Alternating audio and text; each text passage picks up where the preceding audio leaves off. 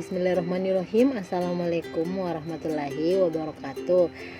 Baiklah, perkenalkan aku Fitri Osim, mahasiswa jurusan akuntansi dari kampus Universitas Islam Negeri Alauddin Makassar dengan NIM 94100118116. Pada video kali ini saya akan menjelaskan dua materi yang biasa dipelajari dalam mata kuliah Sistem Informasi Manajemen. Materinya yaitu yang pertama melindungi sistem informasi, nah yang kedua itu crowdfunding. Nah, pembuatan video ini merupakan pemenuhan atas tugas pengganti final mata kuliah Sistem Informasi Manajemen. Semoga saja materi ini bisa menambah wawasan kita. Baiklah, selamat menonton. Baiklah, kita masuk pada materi yang pertama, yaitu melindungi sistem informasi. Perlu kita ingat bahwa sistem informasi mencakup teknologi seperti hardware, software, jaringan, dan keamanan. Nah, ada pula orang yang seperti karyawan dan manajemen. Nah, dan prosedur seperti aturan dan kebijakan. Dalam materi ini ada 3 topik utama yang akan saya bahas. Nah, yang pertama itu kerentanan dan penyalahgunaan sistem. Yang kedua, membangun kerangka keamanan dan pengendalian. Yang ketiga, teknologi dan sarana melindungi sistem informasi. Nah, itu topik utama yang akan dibahas dalam video ini. Baiklah, kita masuk ke topik yang pertama, yaitu kerentanan dan penyalahgunaan sistem informasi. Nah, mengapa sistem sangat rentan? Di dalam PowerPoint ada beberapa ancaman yang sering terjadi. Yang pertama itu pengguna atau orang bisa salah input, mengakses tanpa izin, mencuri data, mengubah informasi dalam jaringan. Yang kedua, komputer atau hardware tidak bekerja efektif, tidak terkonfigurasi dengan baik ataupun rusak. Nah, yang ketiga itu software atau teknologi tidak terinstall dengan baik, kesalahan pemrograman tanpa izin. Ancaman ini muncul dari semua komponen sistem informasi. Dalam sistem informasi saling berhubungan di banyak lokasi, seperti yang pertama, bermitra dengan perusahaan lain dalam penyimpanan data atau kebijakan dapat menyebabkan kehilangan data atau bocornya rahasia dagang. Yang ketiga itu smartphone atau tablet karyawan yang berisi data rentan hilang. Nah, yang ketiga itu jaringan internet atau teknologi rentan serangan hacker. Nah, inilah yang menjadi alasan pentingnya perlindungan terhadap sistem informasi. Ada beberapa contoh perangkat lunak berbahaya yang menjadi ancaman bagi sistem informasi. Nah, yang pertama itu virus komputer. Virus ini bisa menghancurkan program atau data, menyumbat memori komputer, melakukan format ulang terhadap komputer, dan membuat komputer tidak bekerja sesuai dengan prosedur, seperti terikat pada program, berpindah jika data dipindahkan. Nah, yang kedua itu worms, bisa merusak dan mengacaukan data dan menghentikan operasional jaringan komputer, seperti bisa menggandakan diri, menyebar ke setiap komputer dalam jaringan. Ketiga, Trojan horse. Nah, ancaman ini menjadi jalan bagi virus dan kode bahaya lain untuk masuk ke komputer, seperti bersembunyi dalam aplikasi lalu mengacaukan perintah dalam aplikasi. 4. Spyware merupakan program kecil yang mampu menginstal dirinya sendiri pada komputer yang terhubung ke jaringan, memantau kegiatan pada browser dan menyajikan iklan. Nah, contohnya seperti biasanya kita buka website lain. Nah, yang diklik lain, yang terbuka lain. Nah, terbukanya banyak dan isinya iklan, itulah yang disebut spyware. Ada lagi ancaman yang perlu diperhatikan, ya, seperti ancaman yang berasal dari luar perusahaan. Seringkali dianggap sebagai ancaman paling berbahaya. Namun faktanya ancaman internet tidak kalah berbahayanya, seperti human error, kecurangan karyawan, dan kebijakan yang tidak tepat. Dalam sistem informasi ada juga peretas dan kejahatan komputer. Ada beberapa contoh kejahatan melalui media komputer. Yang pertama itu peretas atau hacker, merupakan orang yang mengakses sistem tanpa izin dan tujuannya itu berbeda-beda. Nah, yang kedua itu spoofing. Nah, merupakan kejahatan komputer yang mengarahkan tautan web ke alamat yang berbeda. Ingat, ini seperti spyware. Nah, yang ketiga itu sniffer. Nah, kejahatan komputer ini programan penyadapan. memantau informasi dalam sebuah jaringan. Yang keempat itu pencurian identitas. Nah, biasanya pencuri ini mencuri identitas pribadi seperti SIM, kartu kredit, dan rekening. Nah, yang kelima itu click fraud. Biasanya berupa iklan online yang muncul saat mengakses website mengarahkan pada produk tertentu. Itu beberapa contoh peretas dan kejahatan komputer. Meskipun banyak ancaman, tetapi perlindungan terhadap sistem informasi juga dapat dikembangkan. Nah, sekarang kita akan masuk ke topik yang kedua, yaitu membangun kerangka keamanan dan pengendalian. Nah, ada beberapa hal yang bisa dilakukan untuk mengendalikan atau menjaga keamanan sistem informasi.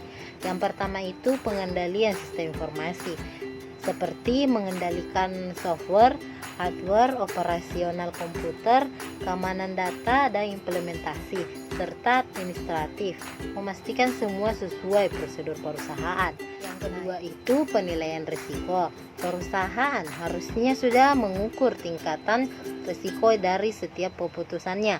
Nah, tujuannya agar perusahaan lebih siap jika hal yang menjadi risiko tersebut benar-benar terjadi. Nah, yang ketiga itu kebijakan keamanan. Apa saja aset perusahaan, siapa yang mengumpulkan dan mengendalikan informasi, bagaimana tingkat keamanannya, estimasi biaya atau untuk risiko tertentu, pembatasan akses, dan lain-lain. Semua ini ada campur tangan dari auditing. Teknologi juga bisa menjadi ancaman, sekaligus mendukung perlindungan sistem informasi. Baiklah, kita masuk ke topik yang ketiga, atau topik yang terakhir dalam materi melindungi sistem informasi manajemen. Nah, topiknya yaitu teknologi dan sarana melindungi sumber informasi. Ada beberapa teknologi untuk melindungi sistem informasi dari berbagai ancaman. Nah, yang pertama itu manajemen identitas dan autentisitas. Nah, seperti penggunaan kata sandi, token, kartu pintar, sidik jari, wajah, dan suara. Itu firewall. Nah, teknologi ini mengidentifikasi nama, alamat, IP, aplikasi, dan karakteristik lain sebelum mengizinkan pengguna masuk dalam sistem. Nah, mencegah pengguna tidak berwenang mengakses jaringan. Yang ketiga itu sistem deteksi gangguan. Nah, teknologi ini merupakan alat pemonitor yang ditempatkan pada titik-titik rentan penyusup, menyalakan alarm jika ada yang mencurigakan. Yang ketiga, enkripsi. Teknologi ini merupakan proses transformasi teks dan data biasa menjadi tersandi, tidak dapat dibaca selain pihak yang ditentukan. Nah, jika akses web tertulis HTTPS, artinya website terenkripsi. Yang kelima, isu keamanan cloud computing. Nah, teknologi ini di mana penyedia jasa menyimpan data, apakah ada enkripsi, bagaimana perlindungan jika ada bencana, bagaimana pemulihan datanya, ada sertifikat keamanan serta audit eksternalnya. Semua harus diperjelas dalam kontrak. Nah, baiklah, itu penjelasan materi yang pertama, yaitu melindungi sistem informasi. Nah, baik, setelah ini kita akan masuk ke materi yang kedua, yaitu crowdfunding. Baiklah, materi kedua yaitu crowdfunding. Terlebih dahulu kita harus tahu dulu artinya crowdfunding ini. Crowd artinya keramaian dan funding artinya pendanaan. Jadi crowdfunding merupakan suatu istilah di mana pengumpulan atau penerimaan dana dari banyak pihak untuk proyek tertentu, baik proyek bisnis maupun proyek sosial. Baiklah, kita masuk ke tipe-tipe crowdfunding. Ada 5 tipe crowdfunding. Yang pertama itu donation crowdfunding. Tipe ini merupakan tipe yang paling terkenal seperti situasi saat ini dengan adanya wabah COVID-19.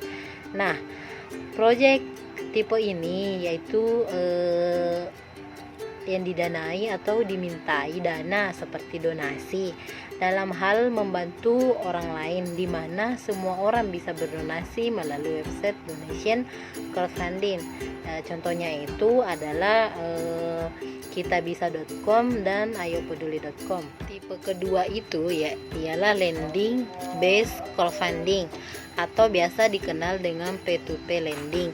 Tipe ini berbeda dengan tipe-tipe crowdfunding lainnya karena proyeknya itu seperti mendanai suatu proyek, tetapi tidak cuma-cuma mendanainya, karena tipe ini ingin mendapatkan bunga sesuai kesepakatan pemberi dan penerima dana. Tipe yang ketiga yaitu equity crowdfunding.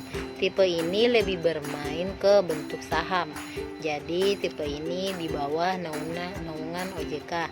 Jadi bila ada perusahaan yang mau mendaftarkan usahanya ke equity crowdfunding, terlebih dahulu harus berbentuk badan usaha yang besar dan badan hukum serta memiliki penghasilan sesuai dengan aturan OJK. Tipe keempat yaitu reward based crowdfunding. Tipe ini tidak lagi berbentuk donasi atau berbentuk saham ataupun materi, tetapi berbentuk reward. Rewardnya seperti apa? Nah, itu tergantung dari pemberi dana proyek tersebut. Baiklah, tipe yang kelima yaitu royalty crowdfunding, di mana tipe ini mendapatkan keuntungan dari usaha yang mereka danai berkat dari penjualan salah satu produknya. Baiklah, kita masuk ke resiko yang dialami dalam menggalang dana. Yang pertama dari segi proyek, seperti presentasi platform kita tidak menarik atau kurang menarik, maka dana yang diinginkan belum tentu ada atau tidak sesuai dengan apa yang diinginkan. Nah, risiko yang kedua yaitu dari segi pemberi dana. Contohnya misalnya donasi, apakah yang kita berikan ini untuk donasi atau untuk pribadi. Baiklah, itu saja materi yang bisa saya jelaskan dari video ini. Lebih dan kurangnya mohon dimaafkan. Semoga penjelasan di dalam video ini bisa menambah wawasan kita. Oke, terima kasih. Semoga bermanfaat. Assalamualaikum warahmatullahi wabarakatuh.